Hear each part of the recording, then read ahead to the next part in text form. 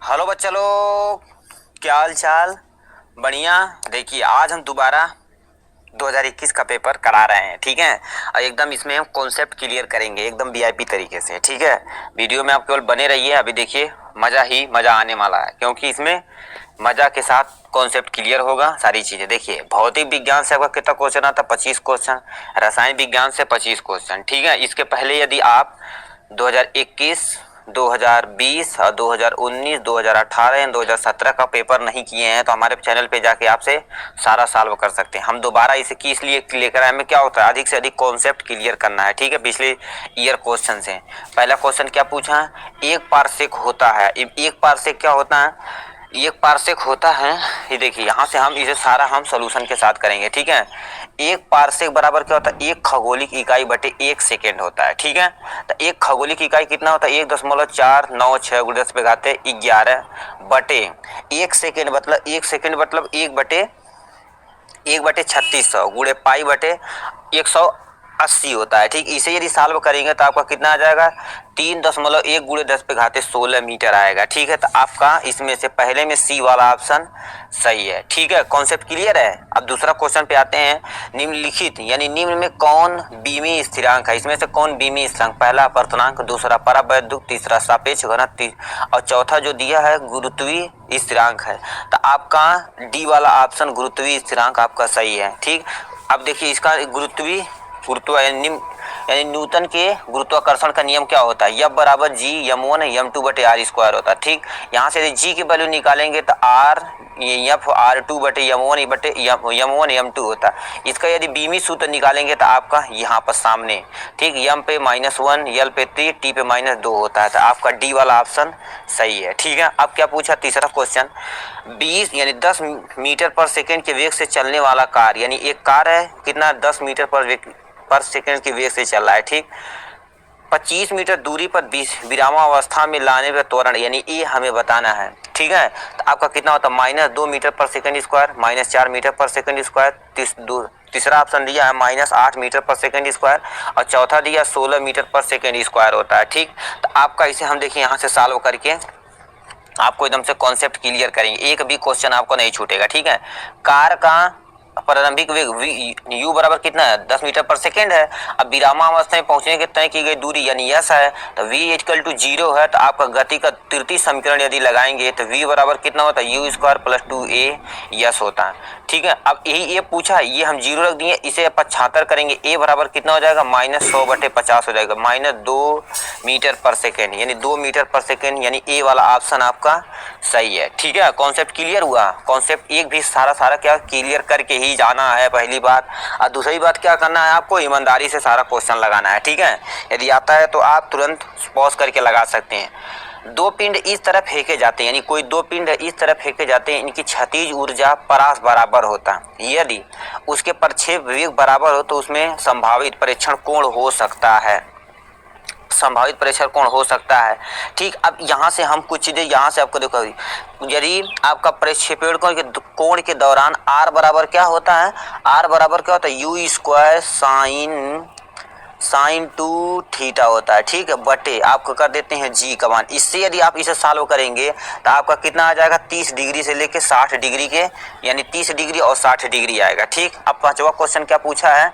2 ग्राम यानी 2 द्रव्यमान का एक पिंड 4 सेकंड के लिए, यानी कोई 2 ग्राम का क्या बाबू पिंड है, 4 सेकंड के लिए 20 मीटर पर सेकंड के स्थिर वेग से चलता है तो पिंड पर लगने वाला बल बताना है, हमें यफ बताना है, ठीक है। तो यफ बराबर यम हमारा कितना दे दिया? यम हमें 2 किलो दे दिया है, एफ बराबर हमने 2 किलो दे दिया है। यहाँ से देखिए सारा चीज हम इसे कॉन्सेप्ट इसमें बताते हैं, ठीक। अब द्रव्यमान बराबर कितना? 2 दे दिया है और समय कितना दे दिया? 4 सेकंड दे दिया गया। अब चूंकि पिंड क्या अचर वेग से गति कर रहा था, अतः v बराबर u होता है, v बराबर u आपका हो जाएगा, ठीक है। तो आप इससे यदि सॉल्व करेंगे तो आपका कितना आ जाएगा? 0 न्यूटन, यानी 0 न्यूटन कहीं दिया है, 0 न्यूटन आपका डी वाला ऑप्शन सही है। ठीक। अब पांचवा क्वेश्चन, एक बंदर एक रस्सी के सहारे से, मतलब एक बंदर है रस्सी के सहारे से किस अधिकतम त्वरण से चढ़ना चाहिए। रस्सी की भंजन शक्ति बंदर के भार के 7/6 गुना हो जाएगा। ठीक। तो अब यहाँ से एक बंदर प्यारा प्यारा बनाएंगे। देखो प्यारा प्यारा बंदर बना है। ठीक, ये बना है तो अधिकतम त्वरण है, यानी ये हमसे पूछा है। यानी भंजन शक्ति बराबर क्या होता है, तनाव बल T बराबर 7/6 mg होता है। T बराबर 7/6 mg होता है। न्यूटन के द्वितीय गति के अनुसार T बराबर क्या होता है, माइनस mg बराबर m में होता है। ठीक, तो आप क्या करेंगे, यहाँ से क्या निकालेंगे, हम यहाँ से T की वैल्यू हम फिलअप कर दिए। इसे यदि साल एक के बार करेंगे तो A से यानी m से m कैंसिल हो जाएगा। G बराबर कितना हो जाएगा, ये इधर जाएगा तो क्या होता है, यहाँ से G यानी A बराबर क्या होता है, G/6 हो जाएगा। ठीक, तो आपका C वाला ऑप्शन सही है। C वाला ऑप्शन सही है, ये वाला आपका ऑप्शन है। अब 7वां नंबर क्या क्वेश्चन पूछा है, एक यम द्रव्यमान और लंबाई छड़ की एक मेज की क्षैतिज पड़ी हुई। मतलब क्या होता है, एक मेज है उस पर क्या होता है, द्रव्यमान यम तथा लंबाई की छड़ के मेज पर क्षैतिज रखी है। तो मेज पर उसे खड़ा करने का कृत कार्य हमें क्या होता है, W बताना है। ठीक है, तो आप देखिए क्या दिया, यहाँ से हमें यम दे दिया है, द्रव्यमान यम दे दिया है, लंबाई दे रखा है। तो हमसे क्या पूछा है, ऊंचाई यानी H बराबर L/2, हम 2 है तो W हमसे पूछा, W बराबर क्या होता है, mgh होता है। तो इससे यदि सॉल्व करेंगे दोनों का तो आपका कितना हो जाएगा, 2gL/2 होता है। तो आपका D वाला ऑप्शन आपका सही है। ठीक है, कॉन्सेप्ट क्लियर नहीं होगा तो जरूर कमेंट में बताइएगा। ठीक है, एकदम हम हलवा तरीके से आपको समझाने की कोशिश कर रहे हैं। ठीक, हलवा तरीके से। अब 8वां क्वेश्चन क्या पूछा, आर लंबाई की एक डोरी एक सिरे से यानी एक सिरे पर एक पिंड को ऊर्ध्वाधर आपको क्या कर दे, खड़ा करके बांधकर ऊर्ध्वाधर तल के वृत्ताकार घुमाया जाता है। तो उस वृत्त के लिए न्यूनतम बिंदु पिंड का वेग होगा। आप देखिए करिए, कहने का मतलब एक यहाँ पर हमने रस्सी ले लिया। ठीक है, एक यहाँ से रस्सी ले लिया, इसे हम क्या कर रहे हैं, इसके वेग से घुमा रहे हैं। तो हमारा कितना, इसे यदि सॉल्व करेंगे अच्छे से आप, तो आपका कितना हो जाएगा, v बराबर कितना होता है, √5gr होता है, जो आपका C वाला ऑप्शन सही है। ठीक है, C वाला ऑप्शन सही है। अब आते हैं किसे, 9वें नंबर क्वेश्चन पे। ठीक, 9वें नंबर क्वेश्चन पे आते हैं। एक गोली मेज यानी एक गोली गेंद एक मेज पर बिना फिसले लुढ़कती है, उसकी कुल ऊर्जा का कौन सा भाग रैखिक गति से संबंध है। रैखिक गति से संबंध है, आपके देखिए करिए, रैखिक गति क्या होती है, इसे आप यहाँ से देखिए करिए जी। जब एक गोली गेंद मेज पर बिना यानी फिसले लुढ़कती है, तब उसके रेखिक तथा घूर्णी दोनों प्रकार की ऊर्जा निहित होती है। ठीक, यहाँ से देखो करिए, एक मेज है, यहाँ से लुढ़क रहे हैं गेंद को, हम क्या करेंगे, इसके क्या होता है, E बराबर क्या होता है, घूर्णी प्लस रेखी होता है। ठीक, अब इसे यदि सॉल्व करेंगे तो कितना, 5/7 E आंसर आने वाला है। ठीक, 5/7 E आंसर आने, जो आपका D/D सही है। ठीक, अब हमसे क्या पूछा है, 10वां नंबर को क्या पूछा है, 10वां नंबर हमसे पूछा है, पृथ्वी की सतह पर गुरुत्वीय त्वरण का मान G है। ये तो करेक्ट है बाबू, इसमें कुछ में दो राय है, ये नहीं है। ठीक, यदि पृथ्वी का द्रव्यमान चंद्रमा के 80 गुना हो तो त्रिज्या r 4 गुना हो तो पृथ्वी की सतह G का मान होगा। कहने का मतलब क्या होता है, द्रव्यमान को हम क्या करते हैं, बढ़ा रहे हैं। ठीक है, इसमें देखिए करिए, द्रव्यमान को हम यहाँ से, द्रव्यमान क्या होता है, द्रव्यमान 1/80 होता है। ठीक, यानी चंद्रमा का द्रव्यमान 1/80 गुणे पृथ्वी का द्रव्यमान हो गया। ठीक, पृथ्वी का द्रव्यमान हो गया तो यम यानी यम मून और यम अर्थ डिवाइडेड बाई 80 कर देंगे। अब आर की यदि त्रिज्या निकालेंगे तो 1/4 गुणे पृथ्वी की त्रिज्या होगी। ठीक, अब आर यम बराबर RE/4 होता है। ठीक, इसे यदि पूरा आप सॉल्व करेंगे तो आपका कितना आ जाएगा, G/5 आएगा आंसर। ठीक, G/5 आंसर कहीं दिया है, G/5 यानी C वाला ऑप्शन आपका एक्यूरेट है, एकदम सही है। ठीक है, अब क्या पूछा, किसी ग्रह का पलायन वेग VE यदि ग्रह की त्रिज्या एक समान रहे किंतु द्रव्यमान 4 गुना हो जाए तो पलायन का वेग बताना है। तो पलायन का वेग क्या होता है, 4E यानी 2VE, VE/4 VE/2 होगा। ठीक, तो 11 नंबर क्वेश्चन क्या होता है, पलायन वेग का सूत्र यहाँ से क्या होता है, VE बराबर अंडर रूट कितना होता है, 2gmp होता है, यानी डिवाइडेड बाई ये r है। ठीक, इससे यदि सॉल्व करेंगे तो कितना आ जाएगा आपका, 2EE यानी 2VE आएगा। ठीक है, तो आपका B वाला ऑप्शन आपका सही है। ठीक, अब क्या पूछा है, ठीक। 12 नंबर क्वेश्चन, एक बर्तन है, ठीक है, कौन सा, एक बर्तन द्रव्य भरा, मतलब एक बर्तन उसमें जल क्या भर दिया गया है। यदि आसंजन बल द्रव के सासंजन बल से बहुत कमजोर हो तो ठोस के पास द्रव के तल का आकार होगा, पहला क्षैतिज, दूसरा लगभग ऊर्ध्वाधर, तीसरा अवतल और चौथा आपका उत्तल होगा। तो आपका 12 नंबर ऑप्शन क्या दिया है, देखिए, यदि सासंजन बल द्रव के यानी क्या होता है, आसंजन बल द्रव के सासंजन बल से बहुत कम होता है, ये तो आपको हम मानते हैं, ठीक। मान अधिक होता है, यदि स्पर्श कोण का मान अधिक कर दिया जाए, यानी स्पर्श मान का कोण अधिक कर दिया जाए तो आकार क्या होगा, उत्तल होगा, ठीक। उत्तल कहीं दिया है तो आपका डी वाला ऑप्शन उत्तल सही है, उत्तल सही है, ठीक। अब क्या पूछा है यहाँ से, 13 नंबर क्वेश्चन पूछा है, यल भुजा वर्गाकार तार के एक फ्रेम को टी पृष्ठ पर यानी पृष्ठ तनाव वाले द्रव में डुबोया जाता है। यदि फ्रेम को बाहर निकालने पर एक द्रव की झिल्ली बनती है तो फ्रेम पर लगने वाला बल क्या होगा, 8 TL होगा और 16 TL होगा या 32 TL होगा या 40 TL होगा, ठीक। अब यहाँ से 13 नंबर का हम देखिए करिए, जो यहाँ से डिफाइन किए हैं, देखिए आपका पूछा है पृष्ठ यानी F बराबर क्या होता है, पृष्ठ तनाव गुणे कुल प्रारंभिक लंबाई। तो आपका पृष्ठ तनाव T हो गया, कुल लंबाई हम 8L कर देते हैं, 8 TL आपका आंसर हो जाएगा, ठीक। 8 TL कहीं दिया है यानी 8 TL कहीं दे दिया तो उसे मार दीजिए। अब 14 नंबर को एक क्वेश्चन पूछा है, 1500 न्यूटन पर मीटर और 3000 न्यूटन पर मीटर स्प्रिंग नियतांक वाले दो कमानियों को बराबर यानी बल से खींचा जाता है, ठीक है। तो कमानियों के संचित स्थित ऊर्जा का अनुपात होगा, स्थित ऊर्जा का अनुपात क्या होगा आपका 2:1 आएगा, ठीक है, 2:1 आएगा, ठीक है। ये था आपका 15 number question, sorry 14 number question. 15 number क्या पूछा है, तली में एक तली है, ठीक, 0.1 mm व्यास की वृत्तीय क्षेत्र यानी छेद वाले एक बर्तन को पानी भरा जाता है। यदि जल की पृष्ठ तनाव 75 डाइन पर सेंटीमीटर है और जी आपका 1000 सेंटीमीटर पर स्क्वायर है तो बर्तन में किस अधिकतम ऊंचाई तक पानी बिना रिसाव से भरा जा सकता है, 100 मीटर, 75 सेंटीमीटर, 60 सेंटीमीटर, आपका 30 सेंटीमीटर। तो आपका देखिए क्या दिया, एक यानी टी बराबर कितना होता है 75 डाइन यानी सेंटीमीटर, ये सेंटीमीटर है तो अब इसको सेंटीमीटर न्यूटन पर मीटर में कन्वर्ट कर दिए तो डी बराबर हमें दे रखा तो आर बराबर d/2 हो गया, यहाँ से आर की वैल्यू निकल जाएगी। तो आप इसे सॉल्व करेंगे 30 गुणे आपका 30 सेंटीमीटर आपका आंसर आएगा, ठीक, 30 सेंटीमीटर आपका आंसर आ जाएगा, इस पर आप लगा दीजिए, ठीक है। ये था आपका 15 क्वेश्चन किसका, फिजिक्स का, ठीक है। अब यहाँ से हम आते हैं 14 नंबर को, 16 नंबर क्वेश्चन क्या पूछा है, 16 नंबर क्वेश्चन पूछा है, परम शून्य ताप पर गैस की क्षैतिज यानी गतिज ऊर्जा होती है, आपका 16 नंबर का गतिज ऊर्जा कैसे पता करेंगे, ठीक। गतिज ऊर्जा के लिए आपका गति सिद्धांत के गैस के अणुओं के मध्य लगने वाला वेग है VRMS बराबर अंडर रूट कितना हो जाएगा, √3RT डिवाइडेड बाई m होता है। T इसमें परम ताप है, T इक्वल टू 0 यदि कर दिया जाए तो V हमारा कितना हो जाएगा, 0 हो जाएगा, ठीक है। तो आपका 16 का नंबर C यानी गतिज ऊर्जा रुक जाएगी, ठीक।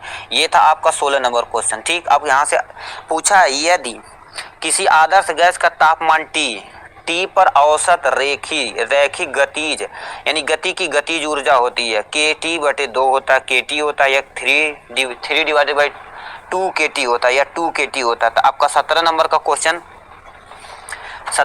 क्वेश्चन F बराबर क्या होता है, F डिवाइडेड बाई 2 KT होता है, ठीक है। तो इसके यदि की आपका क्या वोल्टेज में नियतांक है तो F अणुओं की गति यानी क्या होता है स्वतंत्र कोटि है।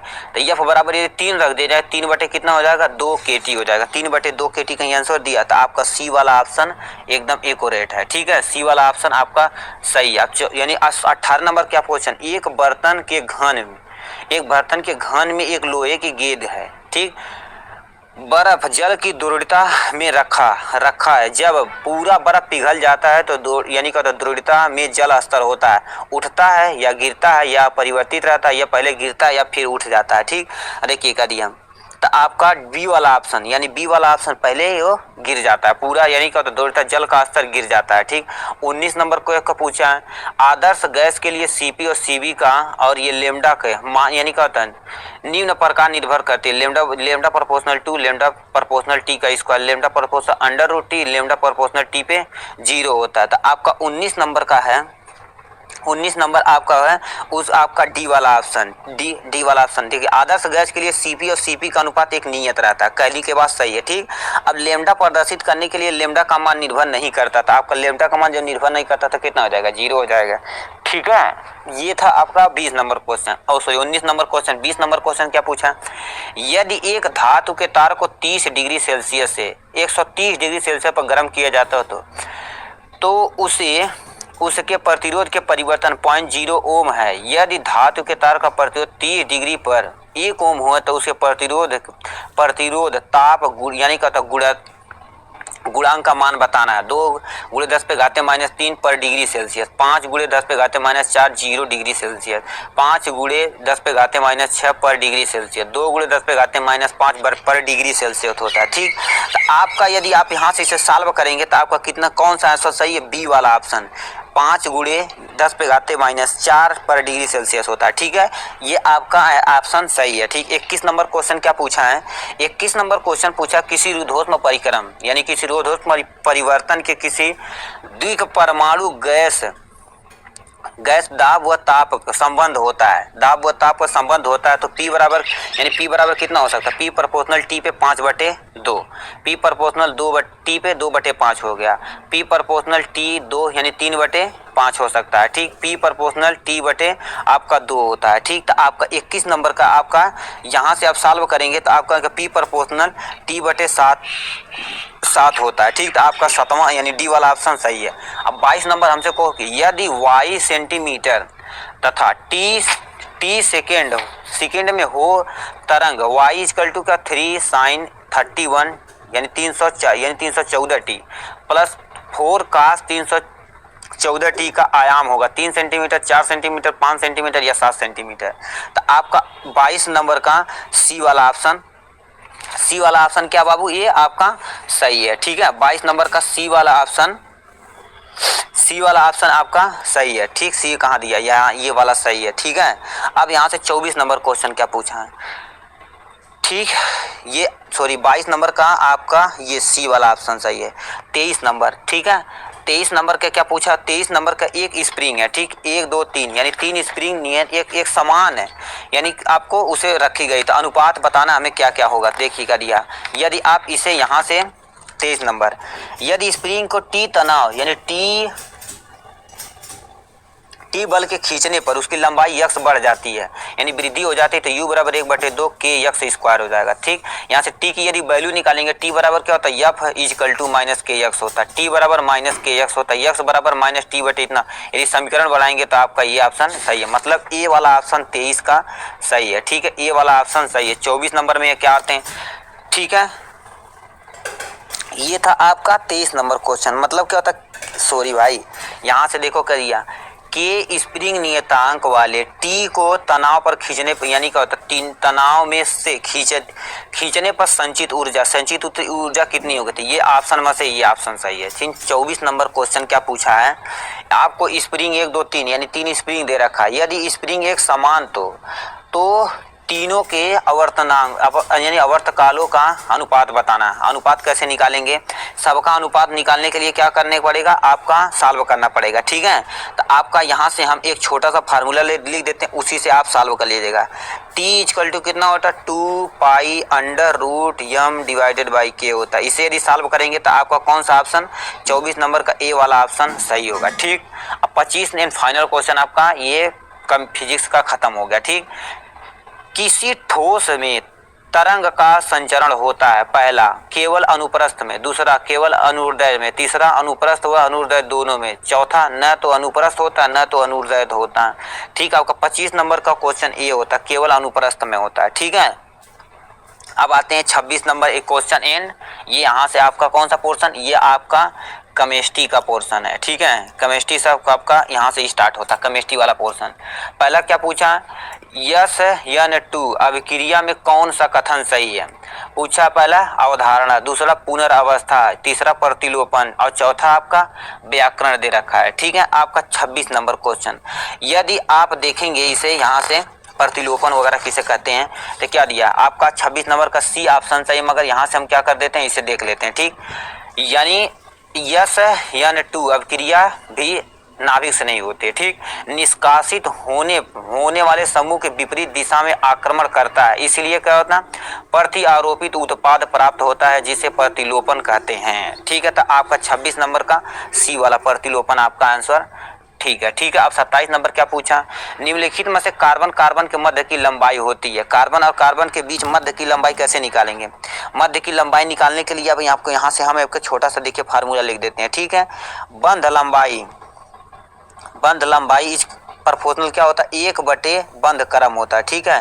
बंध क्रम या बंधों की संख्या होती है, बंधों की संख्या लिखेंगे, इससे आपका आंसर सही आ जाएगा। तो आपका डी वाला ऑप्शन, यानी पहले एथेन होता, फिर आपका इथीन होता, फिर इथाइन होता, मतलब क्या होता है, एक बांड फिर इथाइन यानी डबल बांड फिर ट्रिपल बांड होता है, ठीक। इनका आप फार्मूला लगाइए, तीनों का फार्मूला लगाएंगे तो आपका क्या होता है, बंधन ऊर्जा का मान इससे निकल जाएगा, ठीक। अब 28 नंबर का निम्नलिखित में से यौगिकों का अधिक अस्थायी है, यानी इसमें से कौन सा यौगिक सबसे अस्थायी है, ठीक।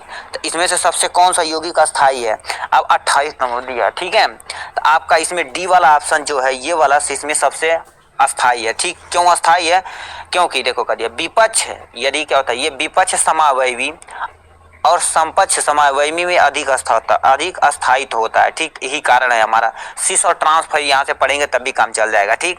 29 नंबर, किन कारणों से एनिलीन अमोनिया से कम सक्रिय होता है। पहला प्लस आई प्रभाव, माइनस आई प्रभाव, माइनस यम प्रभाव और प्लस यम प्रभाव होता है। तो आपका डी वाला ऑप्शन प्लस यम प्रभाव होता है, ठीक। डी वाला ऑप्शन सही है, ठीक। अब यहाँ से 30 नंबर क्वेश्चन, निम्नलिखित में से कौन सा यौगिक H यानी कहते हैं NaHCO3 के साथ बुदबुदा नहीं देता है। पहला बेंजोइक अम्ल यानी ऑक्जेलिक अम्ल, फिनाइल होता है या एसिटिक एसिड होता है। तो आपका फिनाइल जो होता है आपका सोडियम यानी NaHCO3 के साथ बुदबुदा नहीं बनाता है, ठीक। ये था आपका 30 नंबर क्वेश्चन। अब आपका पूछा है कौन सा 31 नंबर क्वेश्चन, निम्नलिखित में से कौन सा यौगिक प्रतिबिंबता दिखाता है, कौन सा यौगिक प्रतिबिंबता दिखाता है। तो आपका एक ऑप्शन ये, दूसरा ये, तीसरा ये, चौथा ये। तो इनमें से कौन से है प्रतिबिंबता आपका क्या होता है, हाँ प्रतिबिंबता दिखाता है। तो आपका 31 नंबर देखिए करिए। अब इसे हम कुछ चीजें आपको बता देते हैं, यहाँ से देखिए करिए। वे प्रकाशी समावयवी जो एक दूसरे के दर्पण प्रतिबिंब होते हैं, यानी परंतु एक दूसरे पर अध्यारोपित नहीं किए जा सकते हैं, उसे हम क्या कहेंगे, प्रतिबिंब रूप होता है, जिसे हम क्या कहते हैं, ये प्रतिबिंब रूप कहलाता है। यह घटना जो होती है प्रतिबिंबता कहलाती है। आपका यहाँ से ऑप्शन दे दिया पहला और तीसरा प्रतिबिंबता नहीं दिखाते हैं। पहला और तीसरा आपका यानी सी वाला ऑप्शन आपका सही है, ठीक है। सी वाला ऑप्शन आपका सही है। 32 नंबर क्वेश्चन पे आते हैं, कार्बन का मध्यवर्ती उत्पाद किस क्रिया में बनता है। पहला ये देखिए एकदम राइमर टीमर अपक्रिया, जब नेमिंग रिएक्शन पढ़ेंगे, इससे आप नेमिंग रिएक्शन पढ़ेंगे तब आपका यहाँ से ये वाला पोर्शन योजित है। कार्बीन का मध्यवर्ती उत्पाद किस अपक्रिया से बनता है। राइमर टीमर अपक्रिया दिया, पहला हमारा कोल्बे रिएक्शन, कैंजारो रिएक्शन या एल्डोल रिएक्शन या राइमर टीमर अपक्रिया। राइमर टीमर अपक्रिया क्या होती है, 32 नंबर का सही है, इसमें कार्बन का उत्पाद बनता है, ठीक है। ये आपका कार्बन का उत्पाद बनता है। 33 नंबर क्या पूछा, दी गई अपक्रिया के अनुसार किस में यानी कौन सा सही तंत्र है। इसमें से यानी ये आपका दिया गया था कौन सा, यानी नाभिक स्नेही योग है या नाभिक स्नेही प्रतिस्थापन, या इलेक्ट्रॉन स्नेही योग है या इलेक्ट्रॉन स्नेही प्रतिस्थापन है। तो आपका 33 नंबर का ए वाला ऑप्शन नाभिक स्नेही योग है, ठीक है। ये था आपका 33 नंबर। 34 नंबर क्या पूछा है, ये आईपीएससी नाम दिया है, पेंट 3 2 इन ऑल इनका सही क्रम। पेंट मतलब क्या होता है, अब जिसमें समूह स्टार्टिंग से पूरा यानी जुड़ा हो तो उसी से गिनेंगे। 1 2 3 4 5 हो गया। अब इसमें 1 2 पे आल आ रहा है तो सही है, मगर हमारा 4 पे आइन आ रहा था, ये हमारा 3 पे आइन आना चाहिए। तो 1 2 3 पे आइन आना है तो मतलब क्या होता है, ये आपका सही है। ठीक है, ये ऑप्शन आपका सही है। 3 पे आइन आना चाहिए। 3 का आइन मतलब क्या होता है, इन मतलब क्या होता है, 3 यानी 2 बाड होना चाहिए। 2 ऑल यानी 2 पे हमारा ऑल ग्रुप यानी अल्कोहल ग्रुप जुड़ा है, तो ये आपका ऑप्शन सही है। ठीक, ये था आपका 32 नंबर यानी 34 नंबर क्वेश्चन। ठीक, अब यहां से हम आते हैं 35 नंबर क्वेश्चन पे।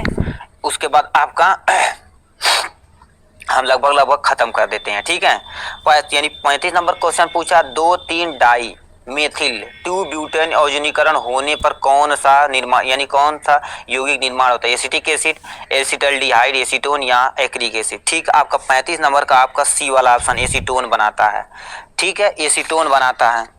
तो आपका अपने आते किस पे, आप 36 नंबर पे, ग्लूकोज तथा मैनोज के बीच संबंध होता है। ग्लूकोज तथा एल्कोज के बीच संबंध क्या होता है, ये सोल संबंध कौन सा होता है, तो डी वाला, एपीमर्स होते हैं एक दूसरे के, क्या एपीमर्स होते हैं। फिनाइल को किस रूप में और जाना जाता है, फिनाइल का दूसरा नाम क्या है, फिनाइल का दूसरा नाम क्या है बाबू, कार्बोलिक एसिड। कार्बोलिक एसिड इसका फिनाइल का ये दूसरा नाम है। ठीक, याद रखिएगा। ठीक, आप यानी 38 नंबर क्या, निम्नलिखित में से कौन सा यौगिक, इसमें से कौन सा यौगिक है जो प्रोपिल क्लोराइड के साथ बेंजीन की एक फीडल क्राफ्ट अभिक्रिया, यहाँ पर भी देखिए कर दिया, एक आपका नेमिंग रिएक्शन उठा के दे दिया है। ठीक है, ये फीडल यानी फीडल क्राफ्ट एलीकरण बनाता है। फिर तो आपका सी वाला ऑप्शन इसमें सही है। सी वाला। आप पूछा एल्डोपेंटोज, एल्डोपेंटेज में कितने ध्रुवण त्रिविमी समावेशी संभावना हो सकती है, तो आपका 39 मतलब क्या होता है, एल्डोज में आपका कितना हो सकता है, 8 हो सकता है। ठीक है, 8 यानी अब देखिए कैसे हो सकता है, यहाँ से देखते हैं। देखो, यदि बी एल्डोज के 3 कीरल कार्बन है यानी कि कार्बन उपस्थित n बराबर 3, इसका 3 यानी क्या करें, 2 करेंगे, 2 पे 3 कर देंगे तो कितना हो जाएगा, 8 हो जाएगा। ये आपका त्रिविमी समावयवी आ जाएगा। ठीक, 40 नंबर क्या पूछा, कौन सा यौगिक टॉलेंट अभिक्रिया यानी अभिक्रिया को अपचयित नहीं करता है, इसमें कौन सा जो है नहीं करता, तो आपका सी वाला सुक्रोज है, टॉलेंट अभिक्रिया को यानी अपचयित नहीं करता है। ठीक, अब यहाँ से 24 नंबर 41 नंबर क्वेश्चन क्या पूछा, एसिटिलीन के साथ H2SO4 तथा HDSO4 अपक्रिया होने पर निम्नलिखित में से कौन सा यौगिक उत्पन्न होता है, यानी अभिक्रिया यदि करेंगे मतलब यहाँ से देखो कर दिया, ये आपका एसिटिलीन के साथ H2SO4 के साथ यदि या HGSO4 के साथ यदि क्रिया कराएंगे तो आपका क्या एसिटल्डिहाइड बनेगा। इतना बड़ा प्रोसेस होने के बाद तो आपका डी वाला ऑप्शन एसिटल्डिहाइड सही है।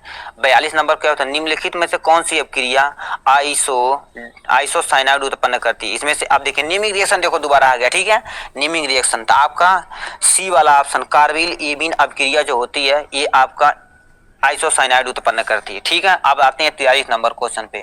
43 नंबर के KMnO4 का रंग निम्न की वजह से होता यानी निम्न की वजह से होता, अल्फा अल्फा आवेश हस्तांतरण होता, डी संक्रमण होता है, यल और यम हस्तांतरण होता है, यम और यल आवेश हस्तांतरण संक्रमण होता है।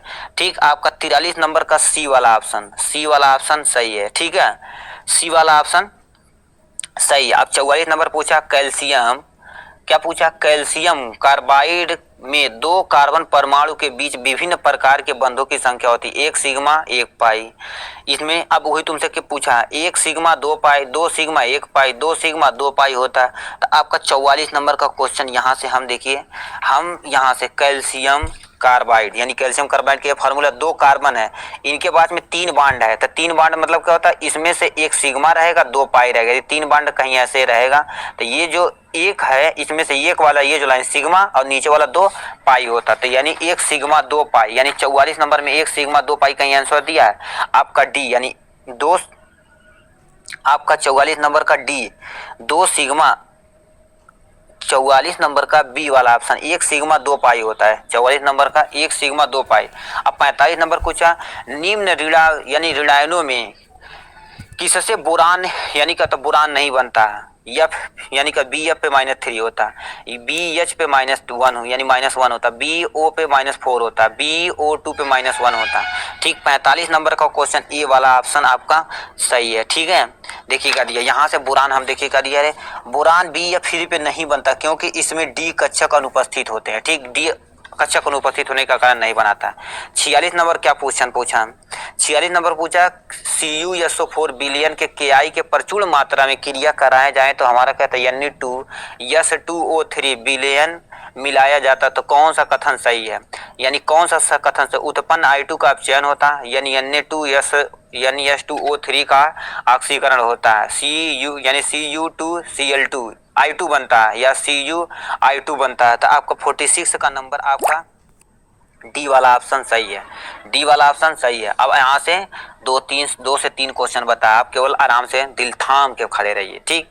ऐसा संकुल यानी ऐसा संकुल जिसकी केंद्रीय धातु न्यूनतम प्रभावी परमाणु संख्या यानी EAN प्रदर्शित करता है, कौन सा EAN प्रदर्शित करता है। आप देखिए क्या दिया यहाँ से, ये वाला बता देते हैं, डी वाला ऑप्शन सही है, यानी CO कार्बन परमाणु का 27 है, CO पे यदि पॉजिटिव रहे तो 1 माइनस कर देंगे 26 हो जाएगा। CO समूह के इलेक्ट्रॉनों की संख्या 2 गुणे 4 यानी 2 गुणे 4 करेंगे 8 हो जाएगा। तो आप इस पे करेंगे तो आपका 34 आ जाएगा। तो डी वाला ऑप्शन आपका सही है 47 का, ठीक। अब 48 निम्नलिखित में से किस संयुग को कैंसर थेरेपी के लिए एंटीजन के लिए उपयोग किया जाता है। कैंसर थेरेपी के लिए एंटीजन के लिए उपयोग किया जाता है आपका बी यानी सीस होता है, प्लेटिनियम संकुल होता है, इससे आप यूज कर सकते हैं, ठीक है। 49 नंबर क्या पूछा है, निम्न अणुओं में किससे